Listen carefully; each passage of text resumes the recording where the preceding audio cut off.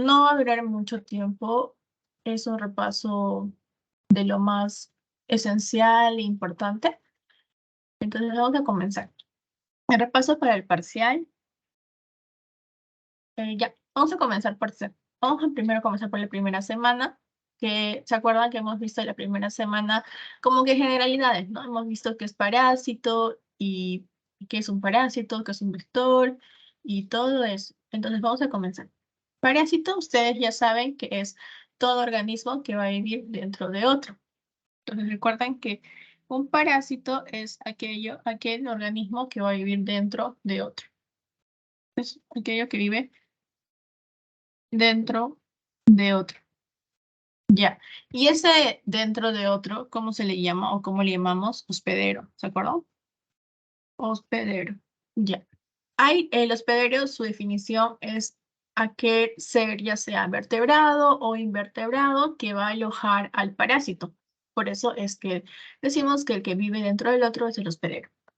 El hospedero va a ser aquella persona que va a alojar en su interior al parásito. Es sencillo.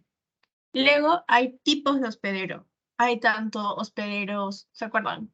Que hay bastantes tipos de hospederos. Definitivo, intermediario, paratécnico, reservorio, hay bastantes tipos.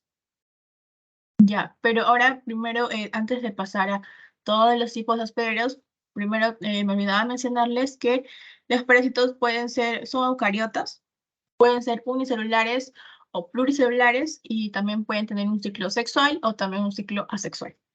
Y también unas palabras que tienen que recordarse que cuando decimos osis es infección, en cambio cuando decimos asis es enfermedad. Recuérdense que hay enfermedades que vamos a ver luego, como, bueno, que estábamos viendo ya, por lo menos, no sé, a ver, balantidiosis es infección, pero balantidiasis va a ser la enfermedad. Entonces, recuerden algo así. Como eso sería un ejemplo. Luego va a haber, hay más, luego vamos a ver todos los parásitos, como yardiasis o yardiosis, ya. Hay bastantes. Ya. El ciclo biológico. El ciclo biológico es monoxénico o heteroxénico. Monoxénico es cuando solamente el parásito va a requerir un solo hospedero. Acá solamente es un solo hospedero. Pero el heteroxénico puede ser que el parásito requiera más de 2 hospederos o más, tal vez 3 hospederos. ¿Se acuerdan que en C2 hay como 3 hospederos intermediarios? Ya, algo así. Eso es un ciclo heteroxénico. Requieren más hospederos. Ya, en la parte de relaciones entre los seres vivos, vamos a ver que en el parasitismo se va a establecerse una relación de asociación entre parásito y hospedero. Hay 4 relaciones, que es el comensalismo, el mutualismo, el simbiosis y el parasitismo. El comensalismo es cuando es cuando uno de los socios se va a beneficiarse del otro, pero el otro no va a ofrecer nada y tampoco va a causar daño. Por eso es más cero. En cambio, el mutualismo es cuando los dos van a beneficiarse. Es un beneficio mutuo y para ambos. Pero tienen que recordarse que es prescindible, que debe haber es prescindible, o sea, puede que haya, puede que no.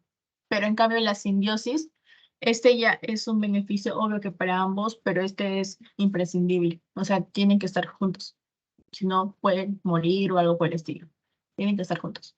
Luego está el parasitismo, que esta es la relación que vamos a ver en todos los parásitos de parasitología, que es una relación entre dos diferentes especies, uno de los cuales se va a invadir al otro, que el otro nosotros llamamos como hospedero, y lo que el parásito va a obtener va a ser un beneficio, pero nosotros como hospedador no vamos a tener beneficios, nos van a dañar.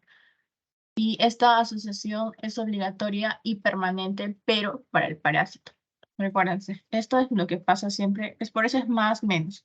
A ellos le beneficia, a nosotros pues nos dañan, ¿no? Y para el parásito sí o sí tienen que tener, es obligatorio y permanente que haya esa asociación.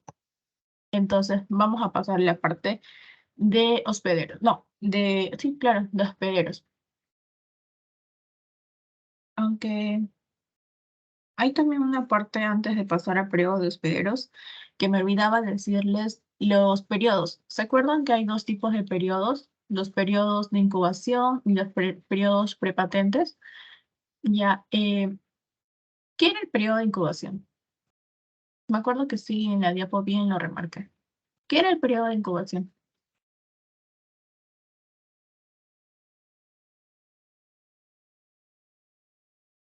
Hay ya dos. Incubación y el otro Ya. ¿Cuál era el periodo cuál era el periodo de incubación? ¿Se acuerda? Desde la infección hasta que el paciente muestra los síntomas. Ajá, exacto, exacto. Es desde que uno se infecta hasta que uno manifiesta los primeros síntomas. Se lo está bien. Bien. ¿Y el periodo prepatente, se acuerda? De la infección hasta que se pueda encontrar algún estadio del parásito. Exacto. En- Sí, está bien. Ah, perdón por cortarte. Está bien, muy, muy bien. Me alegro que les quedó bien esa parte, porque vienen en exámenes parciales, aunque no lo crean, esas definiciones súper fáciles, pero vienen. Eh, entonces, está muy bien que se recuerden. Ya sabemos los periodos, ahora vamos a pasar a la parte de... Ujú. Ya, hospederos, para que nos alcance el espacio. Ya, en los hospederos, ¿se acuerdan que había hospederos definitivos, intermediarios y todo? Ya. Lo que quiero que se recuerden son que puedan diferenciarlo entre hospedero definitivo, hospedero intermediario. Ese es un poco más lo que sí les van a tomar. ¿Qué es un hospedero definitivo? Un hospedero definitivo es aquel hospedero que va en su cuerpo, dentro, va a llegar el parásito hasta que sea una etapa adulta. Ya sea, y tiene que haber una reproducción sexual. En un ejemplo sería la Taenia solium. La Taenia solium en nuestro cuerpo va a llegar a ser adulto, ¿no? Va a llegar a ser una Taenia súper grande. En cambio, un hospedero intermediario es el que alberga, o sea, que está dentro de su cuerpo, etapas intermediarias, como larvas, etapas larvarias o etapas en desarrollo. Ejemplo sería, digamos, con la taenia. El cerdo, ¿se acuerdan que tenía en su interior? Tenía la larva, más de la larva. O sea, el adulto no tiene el cerdo, solamente tiene la larva. Entonces, por eso es que el cerdo es un hospedero intermediario, porque no llega hasta adulto, solamente llega hasta etapa larvaria. Por eso es que es intermediario. Entonces, luego, la parte paraténico es aquello que va a transportar el parásito. Ya se acuerdan que les dije que es como que transporta nada más. Pero el reservorio, ese sí va a ser como que una fuente de infección. Es como un reservorio. Va a tener parásito y va a ser como una fuente de infección, caminando, andante. Eso podría ser. El reservorio es como una fuente de infección. Eh, Un ejemplo podría ser una persona que tiene malaria en su cuerpo. Entonces viene un mosquito y la persona tiene malaria. Entonces la persona es un reservorio viviente, o sea, tiene el parásito dentro de su cuerpo. Viene el mosquito, le pica, el mosquito se contagia de malaria y el mosquito va, otra persona sana va a infectar. Algo así, es un reservorio. Entonces, recuérdense, hospederos intermediarios, hospederos definitivos. Eso es lo que más les va a venir porque es lo que más necesitamos que diferencien. Definitivo e intermediario. Definitivo, y acuérdense que tiene en su cuerpo, dentro de la persona, del hospedero, va a haber hasta adulto, va a crecer hasta adulto. Pero en intermediario solamente se va a quedarse en larva o una etapa intermedia. O sea, aquí está, pero no va a crecer hasta adulto, solamente va a ser hasta una etapa intermedia. Entonces, ¿entendieron esta parte de los hospederos?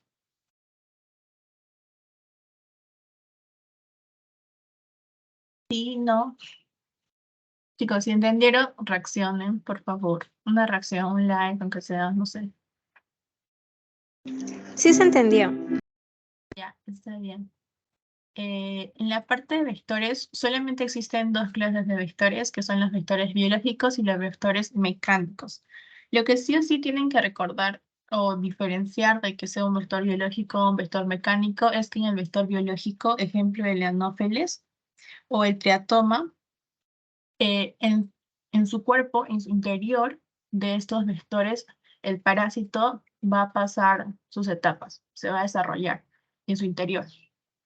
Y aparte, o sea, va a transformarse, no sé, no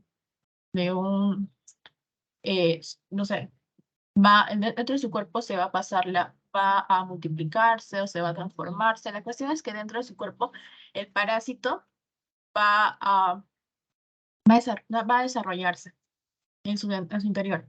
Pero en cambio el mecánico no pasa nada. Solamente el mecánico lo que va a ser transportar el parásito, ya sea en sus patitas, en sus antenas. La cuestión es que solamente va a transportar.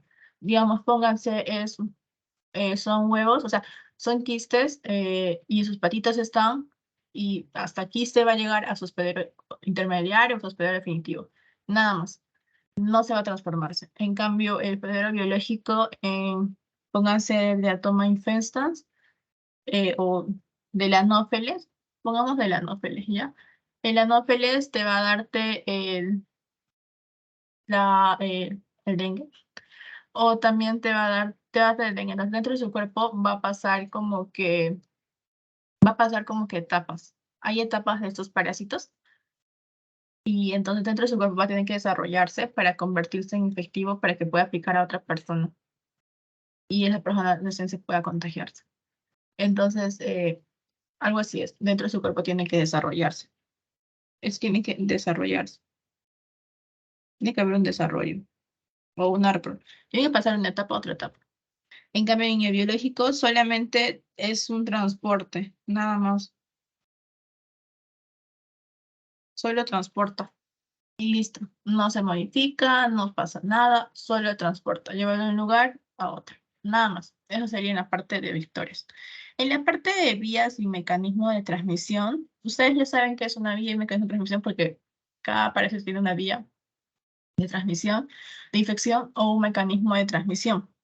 La vía de infección va a ser aquella puerta de entrada que el parásito va a entrar, pero ¿dónde? En el hospedero.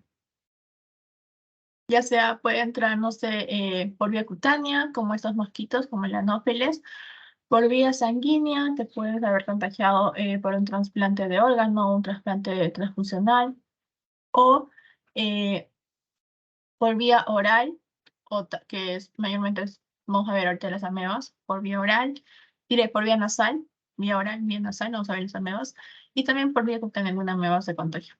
Ah, el transfusional era lo de mamá a hijos. Ya. En la parte de mecánicas, mecanismo de transmisión, es como la forma como el parásito va a llegar también al hospedero, pero esto es diferente, es cómo se va a desarrollar. O sea, cómo es que eh, tú te vas a contagiar o vas a contagiar a otra persona, algo así. Es como que tú vas a contagiar a otra persona. ¿Cómo es que vas a llegar a contagiar a otra persona? Ya sea por fecalismo o por zoonosis. Mayormente es por fecalismo, que ya vimos que casi todos los parásitos de casos intestinales es por fecalismo. En cambio, la vía es cómo es que tú te contagiaste. En cambio, el mecanismo es cómo es que tú vas a contagiar. Así sería la forma de diferenciarlos. En la parte de principales del grupo de parásitos, bueno, acá hay tipos de parásitos que vamos a dividirlos según, en este caso es según su localización. Puede ser endoparásitos o ectoparásitos. Cuando es endo es que vive dentro, ya sea del sistema digestivo, de un órgano, de un tejido o dentro de una célula. Tiene que vivir dentro. Recuérdense, endo es dentro. Vive en el interior del hospedero. Ejemplo sería la tenia o la triquina, ahí vemos. Y hay en dos parásitos, ya sea obligados o facultativos. Los obligados van a depender del hospedero para que puedan completar todo su ciclo de vida. O hay facultativos que pueden alternar su ciclo de vida, o sea, pueden vivir también en vida libre, o sea, en el ambiente. Pero en obligados sí o sí tienen que estar dentro de un hospedero, dentro del interior del hospedero para que pueda vivir y completar todos sus. En el ectoparásito es lo contrario, ese está afuera. está en el exterior, está fuera del hospedero. Puede ser los pulgas, los piojos, como acá vemos un ejemplo. Eso sería un ectoparásito. En cambio, la parte, si lo queremos clasificar morfológicamente, o sea, según su forma al parásito, lo dividimos en dos grandes grupos, que son los protozoarios y los metazoos. Los protozoarios son como estos, los que vemos acá. Esta es una giardia. Vemos, creo, si no me equivoco, vemos los protozoarios, que son organismos que ahorita vamos a verlo, que son más, que se pueden dividir en intestinales, tisulares, y tienen diferentes estadios, y ahorita vamos a ver lo que son los protozoarios. En la parte de metazoos se va a dividir en dos grandes grupos también, que es los helmintos y los artrópodos. Los helmintos son gusanos que se dividen en dos, que son los nemátodos y los platelmintos. Los helmintos se dividen en gusanos cilíndricos, que son los nemátodos, y, y los platelmintos, que son los gusanos planos. Los gusanos planos también se van a dividirse en dos, que son los tremátodos, que tienen forma de hojas, y los céstodos, que van a tener forma de cinta. ¿Se acuerdan que en la otra clase anterior vimos céstodos? Ya, eso significa que para su final vamos a ver helmintos y artrópodos. Entonces, los helmintos vamos a ver todos los gusanos, tanto nemátodos como platelmintos, tremátodos, céstodos, y vamos a ver artrópodos casi la última clase. Entonces, solamente para su parcial es que se acuerden protozoarios. Esos son los que vamos a ver sí o sí en todo su parcial. Entonces, vamos a comenzar con la semana 2. La semana 2, ¿se acuerdan que les hice como que una introducción a protozoos? Ya, los protozoos se dividen en dos, tanto en intestinales como tisulares. Intestinales son que viven en el intestino, en tu cuerpo, y tisulares, bueno, van a vivir tanto en nuestros tejidos como también en la sangre. Ya, en la parte de intestinales van a estar, son 4 grupos: las amebas, los flagelados, los ciliados o los coccidios. Los amebas son aquellas que van a tener pseudópodos para que se puedan moverse. Ejemplo, una entamueba coli. ¿Ven estos tipos así? Ya, esas cositas son pseudópodos. Ya, eso es para su locomoción. Las amebas van a tener, ¿qué va a tener una ameba? Va a tener pseudópodos. La parte de flagelados son las que van a tener diferentes tipos o diferentes números de flagelos. Ejemplo, la Giardia lamblia va a tener bastantes flagelos. Como su nombre dice, flagelados. Aquí hay como 1, 2, 3, bastantes, tiene un montón. Ya. Luego están los ciliados, que son aquellos que van a poseer cilios en su superficie. Ejemplo, la Balantidium coli. Tienen como pequeños, acá se ve mejor. ¿Se dan cuenta de esas cositas chiquititas así? Parecen pelitos. Ya, esos son los cilios. Tienen bastantes cilios. También es para su locomoción. Luego están los coccidios, o también llamados esporozoarios. Tienen forma de banana, porque va a tener un cono apical y tiene reproducciones muy complejas. Ejemplo, el Plutosporidium, que hemos visto en los coccidios. Son bien chiquitos, son los más chiquitos. Aparte, algunos van a tener forma de banana, pero como que lo importante es que tiene un cono apical. Es como una cosa acá que les expliqué. Su puntita tiene como un cono apical. Y sus reproducciones, como ya vimos, sí son complejas. En la parte de tisulares, vamos a encontrar las amebas de vida libre, que ahorita vamos a verlas, ya sea la Naegleria, y los trofozoitos. Allá, y recuérdense que hay estadios. Estos protozoos tienen estos estadios. Tienen tanto quiste y trofozoito. El quiste puede ser un estadio tanto diagnóstico como infectante. En cambio, el trofozoito va a ser un estadio diagnóstico. Y luego hay como que un estadio intermedio, se podría decir, que es el ooquiste. Es el estadio que va a contener el cigoto. Y recuerden que el único que tiene este ooquiste son ¿quiénes? Los coccidios. ¿Sí? Ellos son los únicos que tienen este ooquiste, porque es su estadio tanto diagnóstico e infectante de coccidios. Es estadio tanto diagnóstico como infectivo. De los de la parte de los coccidios. Entonces recuerden que tiene estadios, 2 estadios, y que luego quiste es para coccidios y que el quiste puede ser tanto diagnóstico como infectante, y el trofosodito va a ser estadio diagnóstico.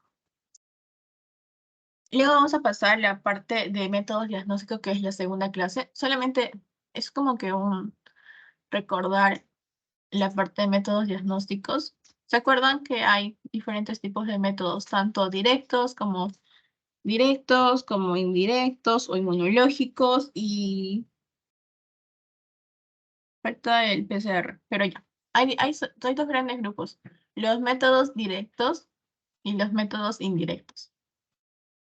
Entonces, si hablamos de un método directo, son aquellos que van a permitir que van a visualizarse directamente los parásitos en la muestra. Vamos a ver ese directo. Y esos directos hay 2, que son el examen en fresco y la coloración de parásitos. El examen de fresco ya les dije que era como que colocar en un portaobjetos. Le ponemos un líquido o no, y lo cubrimos con una pequeña laminilla y vemos de frente la observación al microscopio. Ese es el examen de fresco. En cambio, la coloración es lo mismo, solamente que vas a agregarle una coloración para que puedas fijar y ver mejor al parásito. En la parte de test de Graham, este es importante porque el test de Graham nos va a ayudar a verificar el enterovirus vermicularis.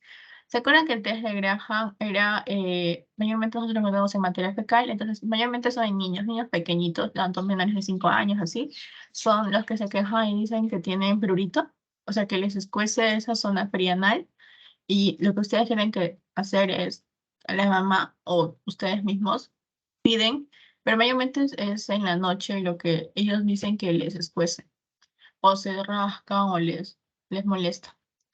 Entonces ustedes tienen que agarrar o a la mamá le explican, tienen que agarrar una cinta scotch, una cinta, y la parte que tiene pegamento, lo pueden ustedes colocar en un portaobjeto, y bueno, es la zona perianal, y en ahí así como que lo pegan, y tanto en una como en otra, y esa muestra lo tienen que poner en una bolsita y para enviarlo al laboratorio. Y para que podamos ver, lo que vamos a ver en el laboratorio va a ser estos huevos de enterovirus moleculares. Ahí están. Eso es todo lo que vamos a ver en la muestra. Y eso es como que el método Graham. Ese de con cinta scotch, pegarlo y en la zona perianal. Ese es el método de Graham. Luego está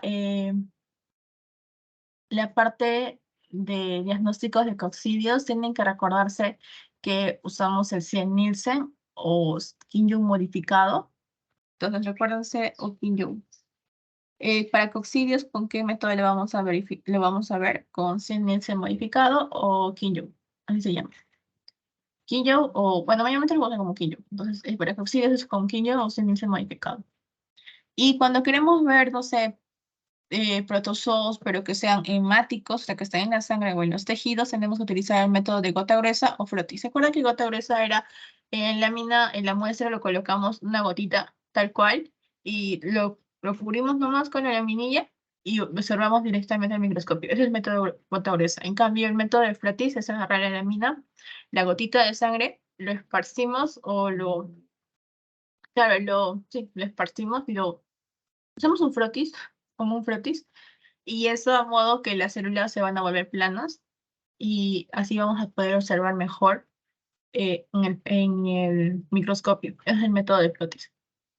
Y luego, para la parte de métodos indirectos o inmunológicos, vamos a tener tanto el ELISA, el inmunofluorescencia, también llamada IFI, y el Western blot. El ELISA se utiliza tanto antígenos de microorganismos, que puede verte o detectarte diferentes anticuerpos, ya sea IgG, IgM, IgA, IgE. Y en cambio el IFI nos va a ayudar para el diagnóstico de Toxoplasma gondii. Eso sí recuerda. IFI es para Toxoplasma gondii. Lo que va a hacer es como que teñir a la parte del toxoplasma, y van a ser como que así inmunofluorescente, o sea, como se ve en las imágenes que les puse en la clase que era como que brillan, literal. Y en la parte de Western Blot, vamos, esto es importante para la parte de cisticercosis. Este diagnóstico de neurocisticercosis es por Western Blot. Ahí vemos que es una prueba serológica y este Western Blot nos va a ayudarse a buscar las bandas de proteínas o proteínas diagnósticas. Una sola tira nos va a decir que el paciente tuvo predisposición, pero no es que se revele la enfermedad. En cambio, que haya 3 o 7 bandas, o sea, esos cositos se tiñan, se pinten, de 3 o 7, ahí sí es que el paciente está desarrollando la enfermedad. Eso es en la parte de Western Blot. Igual la clase, igual recuerden que las diapositivas están en el Drive, entonces pueden ver más las imágenes. Pero eso es un repaso. Un recordar. Luego vamos a pasar a la semana 3. La semana 3 vamos a ver amebas de vida libre. Ay, adelante.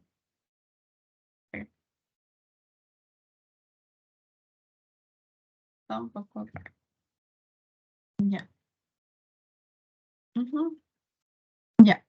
Ahora sí, vamos a ver la parte de amebas de vida libre. Las amebas de vida libre vamos a comenzar con la Naegleria floreri, que esta ameba nosotros también lo conocemos como ameba come cerebros.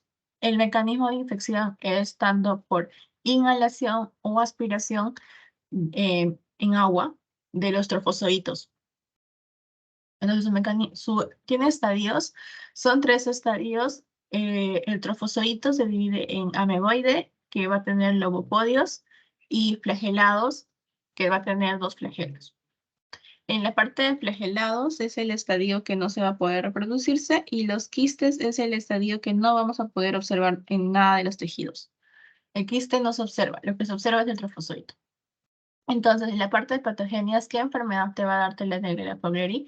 Te va a darte el MAP. Eso sí quiero que se recuerden, el MAP. ¿Y qué es el MAP? Es la meningoencefalitis anuviana primaria. Esta MAP nos podemos contagiar por vía nasal, ya saben, por inhalación, y esta va a tener una fosfolipasa A2. Naegleria tiene fosfolipasa A2. Que hace esta fosfolipasa es que va a penetrar, va a destruir y va a alisar, y así es como entra rápidamente a la parte del cerebro. Por ende, su muerte es rápida y letal. Puede causar la muerte tanto en 24 hasta 96 horas. Recuerda, es rápida y letal. Y muy poco tiempo puedes morir. La parte de manifestaciones, ya sabemos que la enfermedad es fatal.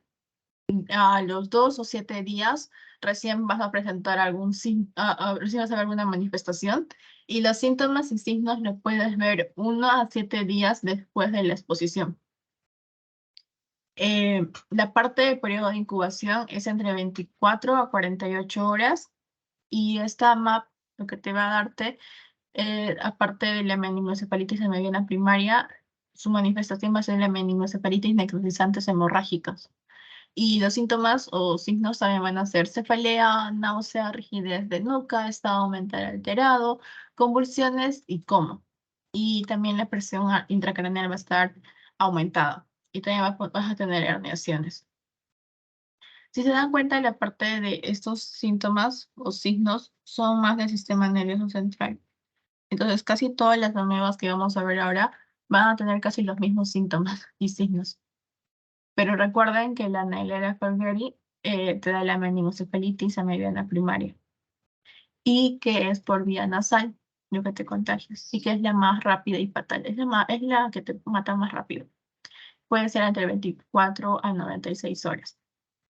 Y el diagnóstico lo podemos ver en observación directa, en tinción, en muestras líquidas de cefalorraquídeo, o también puede ser un cultivo agar 5 nutrientes más E. coli, así se llama el cultivo, que esto nos va a demorar 8 días recién darnos una respuesta. Entonces no se utiliza mucho, porque si después de 8 días, si te vas a morir en 7 días o menos, y recién al 8º día te van a dar el diagnóstico, entonces no es tan viable, ¿no? Y en la tomografía está el edema cerebral. Vamos a observar edema, vamos a observar que hay menor densidad del parénquima. Y también podemos utilizar tanto IFI como PCR. Esos son los métodos ya que podemos utilizarlo. El tratamiento es con anfotericina B y la prevención es, bueno, que las personas no naden como que en aguas contaminadas o aguas sucias, se podría decir. Esa sería la prevención. Y eso es lo que te da la mapa en el cerebro. Si se ven, es como si estuviera, está como que hemorrágico y literalmente sí es como ameba come cerebros. Entonces pasemos a la parte de la cantamueva. La cantamueva es, la vía de infección va a ser nasal, ocular y cutánea. Entonces, esta tiene 3 vías, nasal, ocular y cutánea. El mecanismo de infección va a ser inhalación o aspiración de agua o polvo, que ahí vamos a encontrar trofozoitos o quistes, y la parte de contacto directo con lesiones cutáneas también. El tratamiento es antibióticos. Bueno, el tratamiento ahorita no vamos a verlo. O sea, los menciono igual, es antibióticos, puede ser sulfadiazina o acitromicina o afataricina B. Entonces vamos a empezar con la parte de estadios. Tiene 2 estadios este. Este tiene 2, que son trofozoito y quiste. El trofozoito va a tener acantapodios y va a tener una cola, un núcleo y ya. Va a tener acantapodios. En la parte quiste, en cambio, va a tener una doble pared, ya sea ectoquística y endoquística. La ecto va a ser arrugada y la endo va a ser poligonal.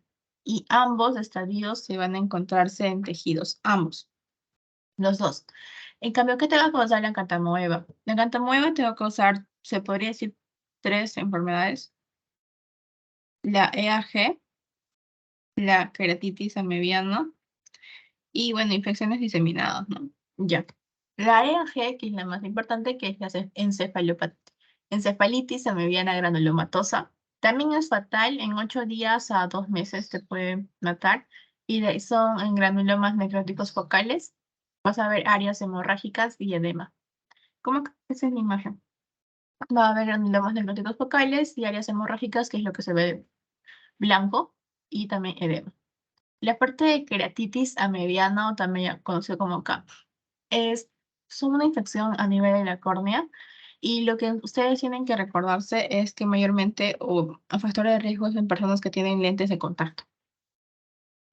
Porque les puede venir un caso de una persona, un paciente, no sé, Pedrito, manifiesta tener dolor en el rojo, dolor de ojo, va a tener fotofobia, va a tener sensación de cuerpo extraño, aparte va a tener algún edema, tanto en párpados, edema palpebral, y manifiesta que es usuario de lentes de contacto y que sus síntomas recién hace como una semana lo tiene. Entonces ustedes tienen que recordarse que puede ser una queratitis mediana.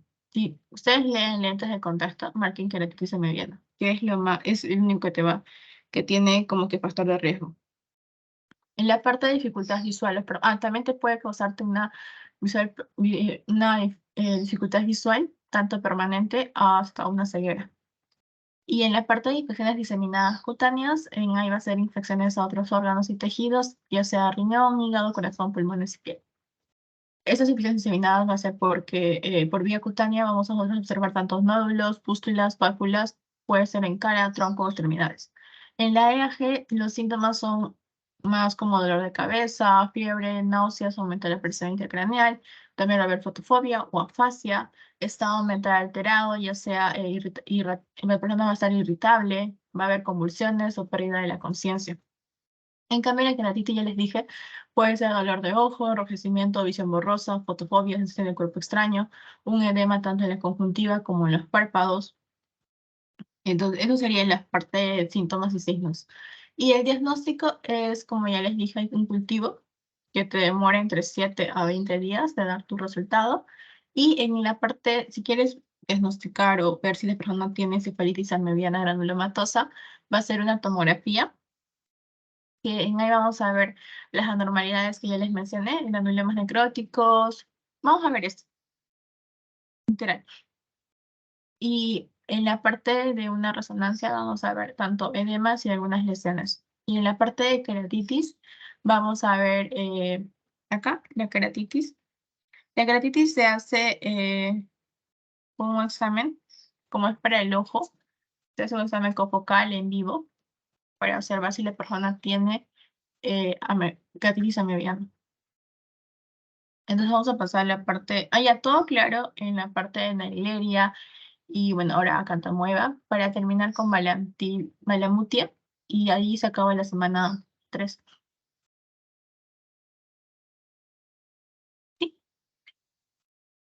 ya chicos.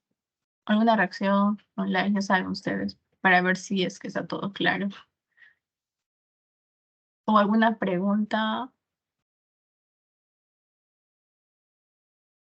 Ya, entonces continuemos. Sí, todo claro. Perfecto. Ya, Malamutia mandrillaris. Malamutia mandrillaris, la vía de infección va a ser tanto nasal como cutánea. Entonces, eso solamente tienen 2 vías de infección. Y el mecanismo de infección va a ser inhalación o aspiración de polvo o aerosoles, un contacto directo con las lesiones cutáneas. Ya. En la parte de estadios, recuérdense que tiene también 2 estadios, que son trofozoito y quiste. El parte de trofozoito va a tener la melipodios, que son sus pseudópodos, y en la parte de quiste va a tener 3 capas. La interior va a ser ondulada, la media va a ser fibrilar y la exterior va a ser irregular. Y estos se van a observarse, estos 2 estadios se van a observarse en tejidos, ya sea piel o cerebro. Recuerda, eso se observa en tejidos, tanto el trofozoito como el quiste. La enfermedad que te va a causarte va a ser también la encefalitis amebiana granulomatosa, que es la EAG. Salió mal esa, pero ya, es la EAG, que la infección ya sabemos que puede ser crónica y progresiva del sistema nervioso central. Ya sabemos que te va a causarte lesiones multifocales, edemas, cefalitis. El curso va a ser rápido y fatal, puede ser hasta de 2 a 12 días, súper rápido. Y recuerden que la Malamutia madrillaris sí hay, o sea, hay una incidencia en Perú. Eso quiere decir que hay más casos en Perú, la Malamutia madrillaris. Entonces tienen que recordarse de este Malamutia madrillaris. Las lesiones cutáneas granulomatosas van a ser lesiones periféricas ulcerativas tanto en rodilla como tronco. Y esto va a preceder de una encefalitis amebiana granulomatosa. Puede ser meses, años antes del compromiso neurológico. Vamos a ver lesiones cutáneas granulomatosas. ¿Es esto? No, sí. Vemos aquí en rodillas. Y también en la EAG, sus manifestaciones. Vamos a ver que va a haber dolor de cabeza, fiebre, náuseas, mayor presión intracraneal, fotofobia, afasia, ataxia, estado mental alterado, va a haber cambios, ya sea irritables, va a haber convulsiones, pérdida de la conciencia. Y en la parte de lesiones cutáneas granulomatosas vamos a ver lesiones en centro facial, manchas vilaces, nódulos ulcerosos. En centro facial es esta parte de acá, como que de la nariz, aquí. Vamos a ver manchas, como observamos en la imagen, violáceas y nódulos ulcerosos. Eso es cuando tiene una lesión cutánea granulomatosa. También se puede observarse en la rodilla, como vemos en imágenes. En la parte de diagnóstico, el diagnóstico va a ser con tinción de hematoxilina de eosina, pero eso lo hacemos en biopsias. Cuando la persona ya falleció, le hacemos en biopsias, tanto podemos sacar una biopsia tanto de cerebro como de piel, y también podemos hacer PCR para la parte del cerebro, o sea, sacar una muestra, y también líquido cefalorraquídeo. Y el IFI sí lo hacemos con muestras de cerebro y piel, y la parte de tomografía de resonancia lo hacemos, observamos en las imágenes edemas y lesiones hemorrágicas, como acá. Observamos edemas y lesiones hemorrágicas. Generalmente el diagnóstico de esta enfermedad se hace post-mortem, por ende, tenemos que nosotros ver, es post-mortem, generalmente. Porque si se dan cuenta es súper rápida y agresiva. Su curso es muy rápido y fatal. Es muy mortal, te puedes morir. La parte del tratamiento es con antibióticos, ya sea eritromicina, antimicóticos como fluconazol, antiparasitarios como la miltefosina, pero miltefosina. Eso sería el tratamiento. Continuemos con la parte de semana 4. La semana 4 vimos parásitos, pero que también van a afectar el sistema nervioso central. Y a ver, un parásito que va a afectar la parte del aparato urogenital. Ya. En la parte del sistema nervioso central vemos la toxoplasmosis, que su agente va a ser el Toxoplasma gondis, que tienen que recordarse que es un coccidio. Ahora vamos a ver casi. Tienen que recordarse que el Toxoplasma gondii es un coccidio. Va a haber 3 estadios. Ese toxoplasma va a tener taquizoitos, que lo que te va a darte es una infección aguda. Va a tener bradizoitos. Y aparte de taquizoitos, recuérdense que como te va una infección aguda, vas a ver trofozoitos. Vas a también ver trofozoitos. Es una infección aguda. Vas a ver trofozoitos, formas proliferativas. Trofozoitos vas a ver. Luego están los bradizoitos, que se van a encontrarse en tejidos, vamos nosotros a observar los quistes, y van a causar una infección crónica o latente. Crónicos o latentes, y vas a encontrar quistes. En cambio, en los taquis vas a encontrar trofozoitos. Acuérdense eso. Luego está en la tercera estadio, que es el ooquiste. Recuérdense como es un coccidio, va a tener ooquiste. Y estos ooquistes van a ser aquellos estadios que van a ser eliminados por las heces, pero de los felinos, o sea, de los gatos. También recuerden eso, el Toxoplasma gondii, claro, el Toxoplasma gondii, la toxoplasmosis, es como que su hospedero definitivo, el hospedero que sí o sí va a llegar hasta adulto, el parásito, va a ser el gato, los felinos. Entonces recuerden eso. Toxoplasma gondii, asócienlo con gatos. Porque te puede venir, ay, está súper feo. Ya, te puede venirte un ejemplo o un caso clínico diciendo que la persona tuvo contacto o tiene gatos, algo así. Entonces ustedes tienen que estar pensando también en Toxoplasma gondii. Y el hospedero intermediario somos nosotros, los humanos. En la vía de infección, en nosotros va a ser oral o también puede ser transplacentaria, o sea, podemos contagiar, se le puede pasar la enfermedad de mamá a hijo por vía vertical, por la placenta, o también puede ser por trasplante de órganos. Y recuerden que en el gato va a haber oquistes. El gato va a haber oquistes, en cambio en la carne va a haber quistes. Esa es la forma de infectarnos. Nosotros nos vamos a infectar por nuestro gato, porque el oso quistes bota por fecalismo, ¿no? Por sus heces, bota los zooquistes y nosotros nos contaminamos, o cuando vemos o comemos una carne que tiene quistes en su interior, o sea, tiene bradizoitos, porque los bradizoitos son así, o sea, este es el quiste y dentro del quiste hay bastantes bradizoitos y pues y aquí está la carne y nosotros lo comemos. Y está contaminada y también nos contagiamos por ese mecanismo de infección. La parte de hospederos, eh, como ya les expliqué, hay los hospederos definitivos e intermediarios, recuerden, son definitivos en los gatos. En la parte de transmisión, hay 2 tipos de transmisiones, las horizontales, es así, y las verticales.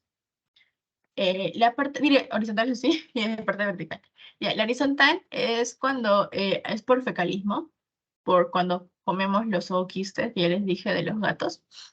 Y en carnivorismo, que es la ingesta de la carne que está repleto de con quistes y que dentro de esos quistes va a estar los bradizoitos, lo que ya les expliqué. Y en la parte vertical es de mamá a hijo, madre a hijo. Ahí vas a contagiarle los taquizoitos por la vía transplacentaria.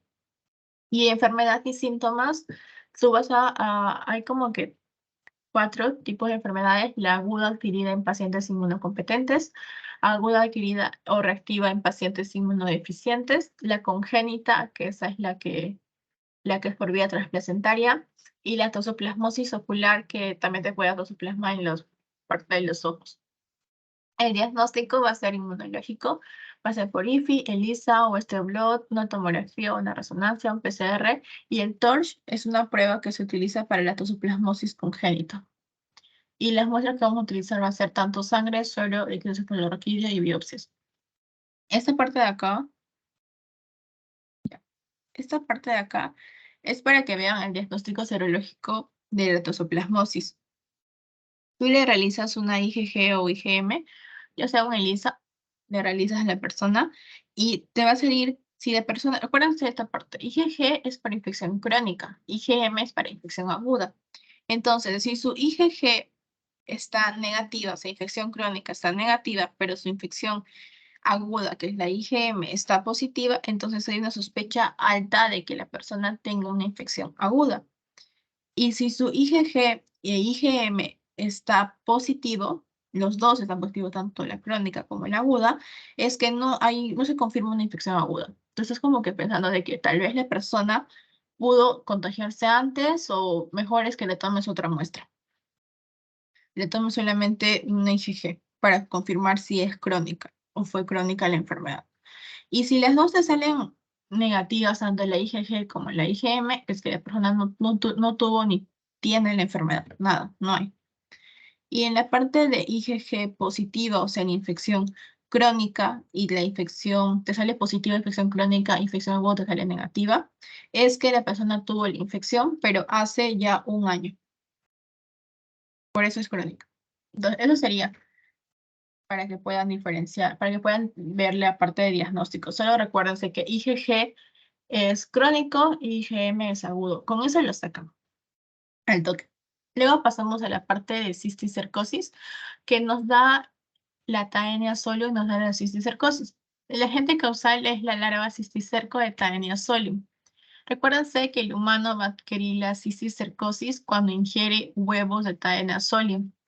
O sea, se forma una larva en el ser humano. Y también la vía de infección para que tenga cisticercosis es oral. Los hospederos van a ser tanto definitivos, que va a ser de nosotros vamos a ser hospederos definitivos de Taenia solium, porque en nuestro interior, nuestro cuerpo va a llegar hasta etapas adultas, puede llegar hasta etapas adultas. El hospedero intermediario va a ser el cerdito, porque en su cuerpo el cerdito va a llegar hasta larva cisticerco, y el hospedero intermediario también accidental somos nosotros, porque también nos contagiamos por fecalismo. Entonces, la ingesta de alimentos contaminados con huevos, eso sí quiero que se les quede claro para que no se confunda, es con huevos del gusano adulto.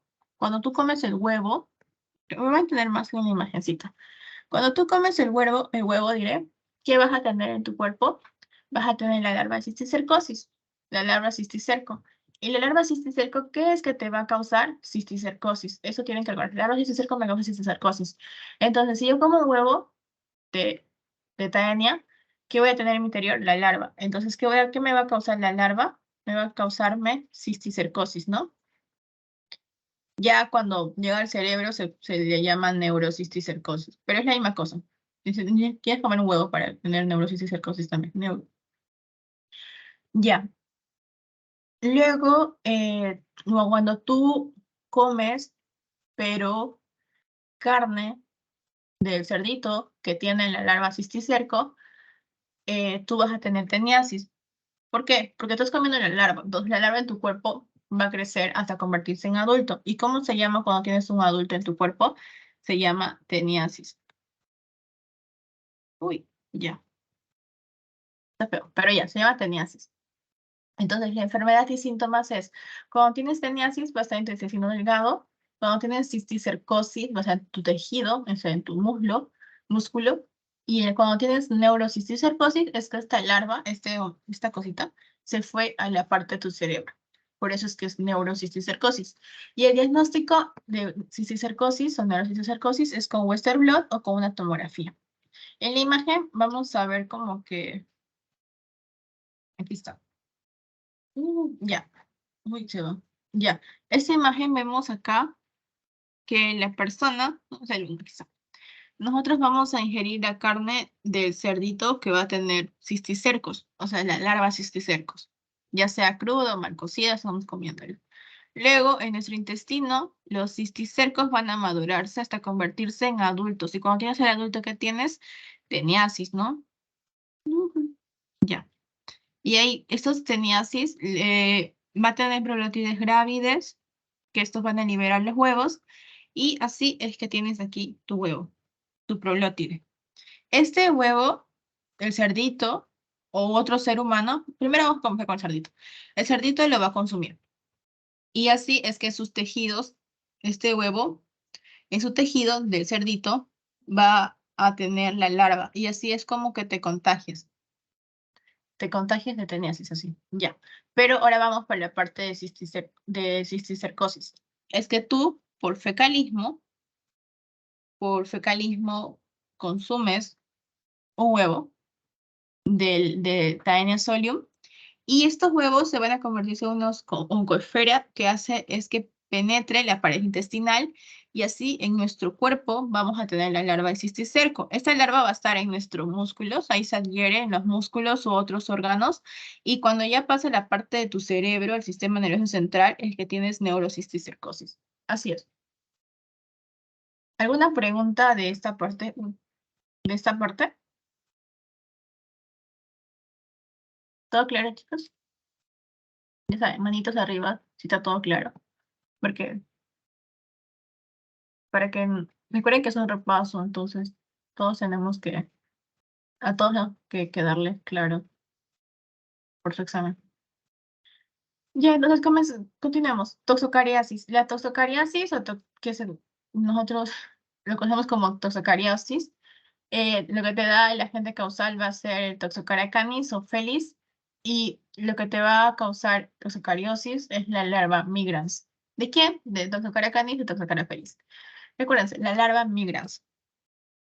Larva migrans que te causan toxocariosis. Ya.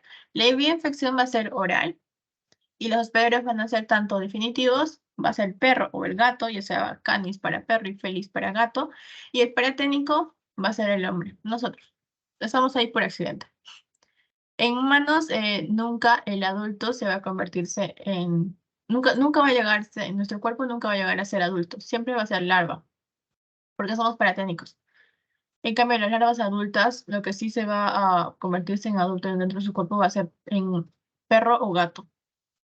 En la parte del macho es el que tiene esta colita, en cambio la hembra no tiene nada. Esa es la manera de diferenciarlas. Y la parte de enfermedad o síntomas te va bueno, el mecanismo de transmisión es por la ingesta de estos huevos embrionarios, entonces nosotros comemos los huevos y es que así nos contagiamos de toxocariosis y la enfermedad te va a causarte de toxocariasis tanto ocular, es que la larva migra puede estar en tu ojo, o neurotoxocariasis, es que la larva migra fue a la parte de tu cerebro. Y el diagnóstico puede ser por ELISA o blot o también con una resonancia. Ya, aquí está. Ahí. Ya. Recuerden que ese es tu perrito o ese es tu gatito. Ya, dentro de su cuerpo va a tener la larva migrans, va a convertirse en adultos y los animales van a ingerir los huevos larvados y así es que ellos se contagian. Ya, por sus heces, por las heces van a eliminar huevos y así es como nosotros nos contagiamos. Nosotros comemos estos huevos y en nuestro intestino delgado las larvas van a eclosionar y se van a entrar. Y así van a atravesar la pared intestinal. La larva puede migrar por toda la parte, por la vía sanguínea, puede llegar a tu hígado, puede llegar a tu ojo, puede llegar a tu sistema nervioso central y así es como tenemos tanto toxocariasis ocular como neurotoxocariasis. Entonces, ¿alguna pregunta de toxocariosis? ¿Vale? Ya. Terminamos con tricomoniasis, que te da la trichomonas vaginalis. Esta es una de las pocas enfermedades de los parásitos que vamos a ver que se van a contagiarse por contacto sexual. Entonces vamos a ver que tricomoniasis te da la trichomona vaginalis y el estadio son trofozoitos. Solamente tiene un solo estadio, trofozoitos.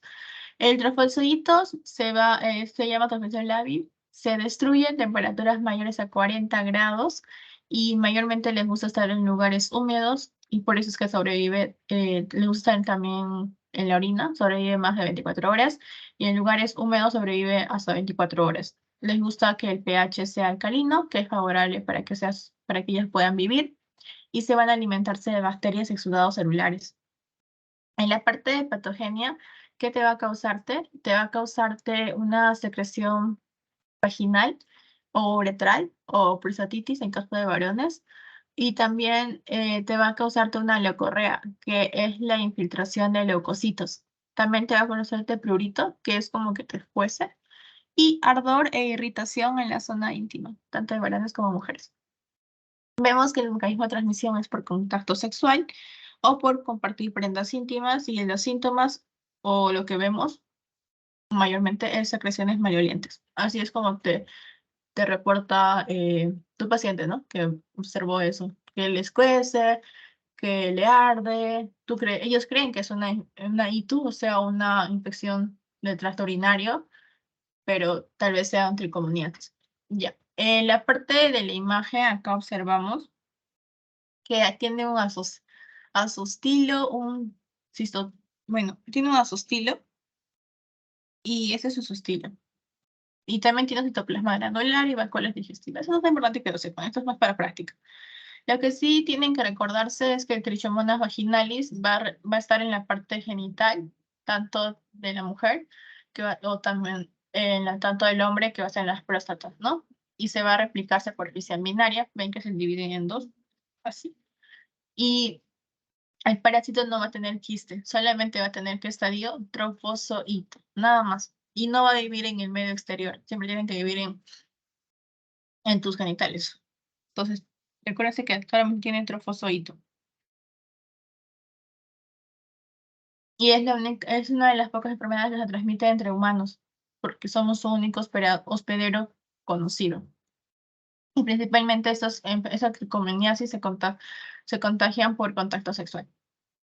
Entonces, recuérdense que es por relaciones sexuales, y también que somos un único hospedero y que solamente tienen trofozoitos, y que la persona te va a decirte que tiene leucorrea. Bueno, no te va a decir leucorrea, pero vas a ver leucorrea, te va a decir que tiene prurito, ardor, irritación o secreciones malolientes. Entonces, continuemos. La semana 5, que es los parásitos que afectan al sistema gastrointestinal. 1. Espero que te voy a tomar agua. Ya, ahora sí. En la parte de semana 5 vamos a ver los gastrointestinal 1, pero recuerden que semana 5 es gastrointestinal, pero intestino delgado. Eso recuerden, intestino delgado. Entonces, Cryptosporidium, la vía de infección es oral. Esta Cryptosporidium puede ser, bueno, se le considera una enfermedad emergente o reemergente, y el mecanismo de transmisión es una ingesta de alimentos o aguas contaminadas. ¿Con quiénes? Con los ooquistes maduros. Entonces recuerden que este es un coccidio, por eso, porque tiene ooquistes. Los hospederos somos nosotros, y ya vemos que su localización en nuestro cuerpo es intestino delgado, exactamente en yeyuno. Y se puede diseminarse o puede dirigirse tanto a faringe, esófago, pulmón, estómago, etc. La parte de estadio infectivo es un oquiste maduro. Tanto el estadio infectivo como diagnóstico son oquistes maduros. Eso sí, quiero que, no sé si es que puede, pero es importante que se recuerden los tamaños, porque se acuerda que cuando banqueamos había una pregunta de, si no me equivoco, Cryptosporidium. Era como que te decía tenía 6, no, de 4 a 6 micros, algo así te decían. Entonces lo sacabas del toque con saber el tamaño. El método diagnóstico es el Kinju. Ahora todos los partes de coccidios, recuérdense que es Kinju, entonces método diagnóstico es Kinju, o también llamado tinción alcohol ácido resistente modificado. Kinju. Morfología: tiene 4 esporozoitos en un ooquiste. Entonces tú coges tu ooquiste, y dentro de tu ooquiste va a haber 4 esporozoitos. Así. Y la sintomatología va a ser en personas inmunocompetentes, o sea, personas sanas, va a haber diarrea acuosa, coloriforme, explosiva y fétida. Te puede durarte entre 2 a 14 días, hasta te puede durarte un mes. En menores de 2 años, en niños, es severo, hay heces con mocos, y también va a haber un desequilibrio electrolítico, te puede darte deshidratación. Y en las personas inmunocomprometidas, personas que tienen VIH o mayormente VIH, les da diarrea crónica mayor de 30 días, y pueden perder hasta 25 litros en 24 horas. O sea, es una deshidratación severa. La patogénesis, ¿por qué causa todo esto? Es porque hay un acortamiento o ausencia de las microvillosidades de las criptas. O sea, lo que hace el Cryptosporidium es que acorta o no borra las microvillosidades, y por ende es que te da esta diarrea. En personas que tienen VIH, perdón, personas que tienen SIDA, les da se les baja la vitamina B12 y tienen mala absorción. Y la importancia es porque mayormente esquizofrenia en niños y también es una enfermedad oportunista, por eso es que te puede causar diarrea crónica en pacientes con SIDA. Ya, y esa parte donde dice esperozoito sexual, melanozoito, quisto, ya bueno, eso ya se acuerdan que les expliqué todo el ciclo biológico, pero lo importante de todo el ciclo biológico es que se recuerden que el esperozoito es el ciclo asexual. Luego sigue el merozoito y el O-quiste es del ciclo sexual, nada más. En la parte de, bueno, el tratamiento, me olvidaba decirles, de criptosporidio es que no existe, no hay tratamiento efectivo. En Ciclosporia cayetanensis, la vía de infección es oral. El mecanismo va a ser tanto por alimentos o aguas contaminadas de oquistes. Ya saben que es un coccidio, el Ciclosporia también. Ya saben que es la parte de gastro 1 está intestino delgado, la parte de duodeno y se puede diseminarse a vías biliares. El estadio infectivo es el O-quiste maduro y mide de 8 a 10 micras. El maduro es el infectivo. En cambio, el diagnóstico va a ser el inmaduro. El método diagnóstico ya sabemos que es Kinjo. La morfología es que un oquiste, acá mejor les digo, un oquiste tiene dos esporoquistes. Aquí está. Y cada esporoquiste va a tener dos esporozoitos. Así. Así lo pueden recordarse mejor. Y en la parte de síntomas es que la diarrea va a ser acuosa y va a haber fiebre, mialgia, o sea que les duele la parte de los músculos, y va a ser de 5 a 7 deposiciones al día y te puede durar de esta enfermedad hasta 2 semanas, o sea, de 5 a 14 días. La patogenia es porque también hay un aplanamiento y atrofia de las vellosidades, pero en este caso hay una hiperplasia de las criptas y hay una absorción anormal de la silosa. Lo que ustedes tienen que recordarse de la Ciclospora cayetanensis es que te da la diarrea de viajero. Si te viene un caso clínico de una persona que dice que viajó, no sé, a otro país o que vino a Perú, es un extranjero, vino a Perú y comió algo y se contagió y tiene diarrea, le tienen fiebre, hace como 5 a 6 cámaras al día, o sea, de exposiciones, y fue a Perú hace 5 días o 3 días, entonces tienen que empezarse en la parte de diarrea del viajero. Ya, la parte de Citoisospora belli, la vía de infección es oral, el mecanismo de transmisión es por la ingesta de alimentos o aguas contaminadas, ya vimos por oquistes maduros, o también en este caso puede ser por transmisión sexual. En la parte del grupo oquistes o por transmisión sexual. Ya sabemos que es un coccidio, ya sabemos que nosotros somos hospedero, ya sabemos que está en intestino delgado, exactamente duodeno distal y ayuno proximal. Este se puede diseminar a ganglios linfáticos mesentéricos, pero en personas que tienen SIDA hasta puede ir a traqueobronquiales, o sea, acá. En la parte del tratamiento es el timetropin con cotrimazole o es el tratamiento de elección, cotrimazole, perdón. Ya el estadio infectivo ya vimos que es el quiste esporulado, o sea, el que me he llamado quiste maduro. Y el diagnóstico es el inmaduro. Su método diagnóstico ya vimos que es para los coccidios es el Kinjo, y en este caso su morfología es que es así. Un oquiste va a tener dos esporoquistes. Y cada esporoquiste va a tener, no me sale, 4 esporozoitos. Ahí está. Así va a ser. Y necesita como que un día para esporular, o sea, para envolverse maduro. La sintomatología va a haber un cuadro diarreico de tipo lientérico, de aparición brusca y meteorismo, náuseas, fiebre y malestar general. Aparte va a también haber una hiporexia, puedes perder hasta 5 kilos a más, y las heces van a ser pastosas o líquidas, y vas a tener hasta 4 a 10 evacuaciones diarias. La ubicación extraintestinal es en personas con SIDA o que tiene también enterobolitis.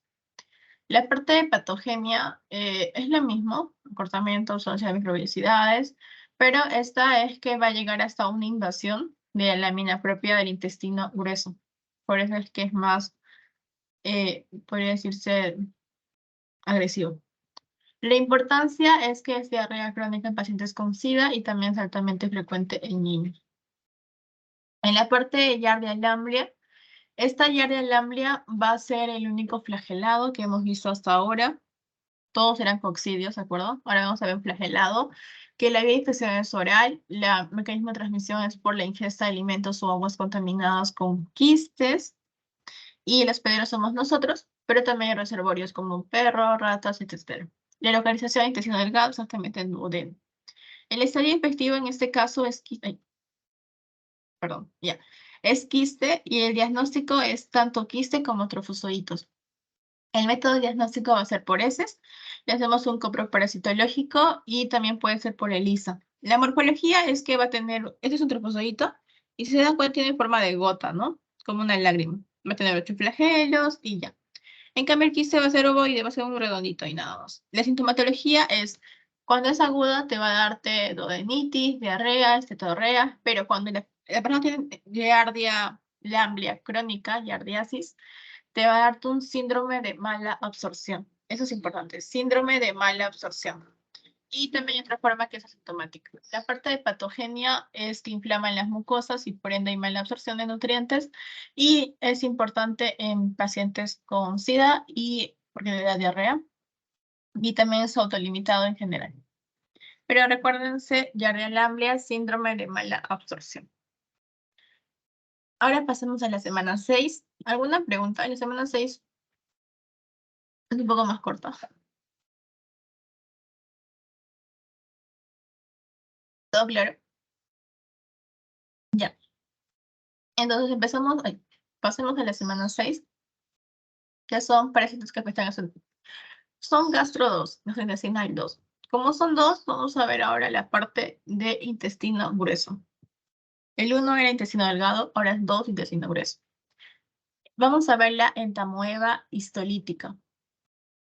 Entamoeba histolítica, la vía de infección va a ser oral y el mecanismo va a ser, bueno, tiene como 3 mecanismos, que es ano, suelo, mano, boca, ano, mano, alimento, boca, ano, suelo, vector, alimento y boca. La cuestión es que es oral, al final todo es oral, termina en boca, y al parte todo es fecalismo, o sea, ano y la termina en boca. Periodo de incubación va a ser de 7 a 10 días. Va a tener vectores mecánicos como una cucaracha o una mosca. Hasta puede tener reservorios, ya sean cerdos, perros, monos, ya. La parte del quiste estadio infectivo va a ser el quiste y va a tener 4 núcleos este quiste.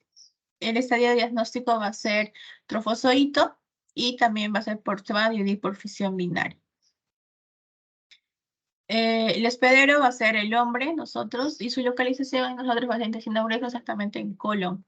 Las características, hay como que el prequiste va a tener un núcleo, va a ser redondo y va a tener pseudopodos. Listo. La parte del trofozoito va a tener sus citoplasmas, se va a dividir en dos, ectoplasma y endoplasma. En la parte de endoplasma, recuérdense que está el núcleo. En el endo hay un núcleo, en el trofozoito, que va a ser puntiforme y céntrico. Y va a haber vacuolas alimenticias, va a tener eritrocitos, ya. En el quiste va a tener 4 núcleos en quiste maduro y va a tener una barra cromátide y extremos romos. Barra cromátide y extremos romos. El quiste no tiene núcleo, si se dan cuenta. Ah, no, perdón, tiene núcleo, pero tiene solo 4 núcleos, pero cuando es maduro. En la parte de sintomatología, te va a causarte la disentería o colitis amebiana. ¿Qué es la disentería o colitis amebiana? Es cuando tienes heces con mocos, sangre, pujo y tenesmo. Esa es la disentería o colitis amebiana. La patología, la enfermedad que te va a causar va a ser amebiasis y la ameboma. La amebiasis extraintestinal es que te va a causar abscesos hepáticos, o sea, en el hígado, esplénicos, o sea, en el vaso y cerebral. Y la absceso hepático amebiano, cuando es hepático amebiano, o sea, en la parte de hígado, va a haber una triada sintomática que es fiebre, sudoración profusa y leucocitosis. ¿Qué es el ameboma? Es una formación granulomatosa que va a inducir una respuesta inflamatoria en la persona, que es la que te va a generar de la diarrea mucosa sanguinolenta intermitente, conocido como disentería. El ameboma que te causa los síntomas de disentería, todo esto.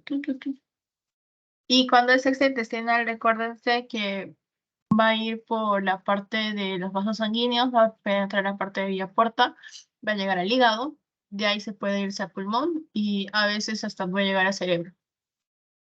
El diagnóstico va a ser examen coproparasitológico y examen serológico, que es la parte extraintestinal, que es en IFI o ELISA. Acá vemos más en la imagen para que puedan recordarse que puede tener absceso cerebral, pulmonar en la piel o hepático, que es lo más común, por la por la AJA, que es la absceso hepático amebiano, que causa la triada que ya les dije, fiebre, sudoración profusa y leucocitosis. Y bueno, por los vasos causa este absceso hepático amebiano. Entonces recuerden que toima basolítica tiene, es la entidad amebiasis y que forma un ameboma. En la parte de entamoeba coli, la entamoeba coli es por fecalismo vía oral. El estadio infectivo es quistes maduros. El diagnóstico puede ser trofozoitos o quistes. El hospedero somos nosotros y normalmente está en el ciego y colon. Y las características es que, bueno, morfológicas es que el quiste va a tener 8 núcleos. Eso sí, recuerden, 8 núcleos. El trofozoito, su cariosoma va a ser excéntrico y nada más. Y en la parte de sintomatología, recuérdense que inmunocomprometidos le causa diarrea. Pero en nosotros, el entamoeba coli no es patógeno, no tiene ningún síntoma. Ah, sí, también me olvidaba decirles. La entamoeba histolítica es el que es patógeno para nuestro cuerpo. Es una de las amebas intestinales patógenas. Pero en cambio, el entamoeba coli no es patógeno. Solamente en personas inmunocomprometidas es que les causa diarrea. Y en la parte de patología, bueno, ya vimos que como no es patógeno, o sea, no causa nada, entonces no hay síntomas, no hay nada.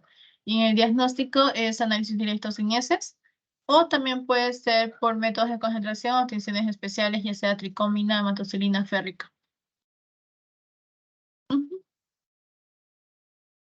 Y en la parte de, aquí es los tres, Yadoboema, Endolimax nana, Yadoboema butzili y Blasocystis hominis. Endolimax nana y Yadoboema butzili, los dos es por fecalismo y por vía oral. En la parte de Endolimax nana, es estadio infectivo son los quistes maduros y el diagnóstico es el trofozoito. Nosotros somos los hospederos. La localización intestino grueso cerca del ciego. La característica del trofozoito es que es un núcleo grande, irregular como una mancha, y el quiste tiene 4 núcleos y va a tener el cariosoma más grande. Ahí. En la parte de diagnóstico puede ser examen directo. Vamos a ver trofozoitos, que también lo podemos utilizar colorantes como amoxicilina férrica para fijar más y ver mejor. Recuérdense que el Endolimax nana es un parásito comensal, o sea, vive a expensas de nosotros y generalmente no causa ningún daño. Pero mayormente, aunque hay algunos casos de diarreas crónicas, pero mayormente no causa ningún daño. En la parte de Yadoema butzili, igual, estadio infectivo quiste, diagnóstico trofozoito. El hospedero en este caso es cerdo, entonces recuérdense eso. Ya, si es que les viene un paciente que dice que tuvo contacto con cerdo, entonces ya piensa en Yadoema butzili, porque es casi el único que tiene eso. Las características, bueno, está en la parte intestinal grueso, son los secales. La característica, los trofozoitos que tienen un cariosoma grande, y su quiste va a tener solo un núcleo y va a tener una vacuola que se va a teñirse de rojo cuando le ponemos yodo. Y el diagnóstico también va a ser examen directo por trofozoitos y también con colorantes. Ujú. Aquí está, esa es su vacuola que se tiñe de rojito por yodo. Luego está la blastocitis hominis, que esta es la transmisión. Va a ser por quistes en materia fecal o alimentos contaminados, o sea, es por fecalismo. Las formas diagnósticas son habitualmente formas vacuoladas. ¿Se acuerdan que había como, Blastocitis hominis tiene como splurin, Tienen bastantes formas, vacuoladas, granuladas, ameboides, quísticas. Ya, pero la forma más como que habitual es la vacuolada. El hospedero va a ser el humano, el intestino va a ser grueso, ya vimos, pero la parte del colon, ya les dije que es pleomórfica, que tiene vacuola, ameboide, granular, quística. Ya. Y en la parte de clínica, en personas inmunocompetentes, o sea, sanas, el cuadro clínico va a ser autolimitado. Va a tener algunas alteraciones gastrointestinales como diarrea, vómitos, dolor abdominal, decaimiento, pero en personas inmunodeprimidas va a haber diarrea crónica, compromiso del estado general y pérdida de peso. Recuerden que el ejercicio minis también no es patógeno, o sea, no es un tratamiento. Si te causa diarrea o dolor, o sea, si te causa una diarrea, vómitos así, es como que o sea, solito te vas prefieren que te cures solo. Ya cuando ya está yendo hay una gravedad ahí recién, pero es mayormente es autolimitado. En la parte de Balantidium coli, recuerden que el Balantidium coli hay grupos de riesgo. Los grupos de riesgo es personas que tienen contactos con cerdos. Recuerda que en Yadoboema, Butzili, también el hospedador es el cerdo, ya. Pero en este caso, el hospedero definitivo es el cerdo, en Balantidium coli. Y nosotros somos un hospedero intermediario. Recuerden que el grupo de riesgo es personas con contactos con cerdos, entonces tenemos que diferenciarlo tanto de amebiosis, porque le causa casi la misma sintomatología. Vamos a ver que su estadio infectivo es el quiste, el estadio diagnóstico es el trofozoito y el estadio definitivo es el cerdito y intermediario somos nosotros. En localización, intestino grueso como todos los 2 y en la parte de ciego y colon es donde exactamente están. En quiste, su característica que es que tiene un micro y macro núcleo y el trofozoito no va a tener ni una pared quística. En la parte de sintomatología, vemos que aquí no hay lesiones extraintestinales, entonces eso sería como que la diferencia entre una amebiosis. En Balantidium coli no hay lesiones extraintestinales. Hay diarrea con o sin moco y sangre, náuseas, vómitos, anorexia, cefalea, disentería, dolor abdominal, tenesmo, pujo y úlceras y también deshidratación. Y también hay complicaciones como perforación de intestino, colitis fulminantes o abscesos. La parte de patología y la balantidiosis te va a darte hay un desenquistamiento, que suele estar en la parte del intestino delgado. Luego los trofozoitos van a ir a la parte del intestino grueso. Y en la parte de formación de colonias, los trofozoitos que llegaron al intestino grueso, exactamente al colon, se van a ponerse en contacto con esta mucosa del colon y así es que se van a agruparse en pequeñas colonias.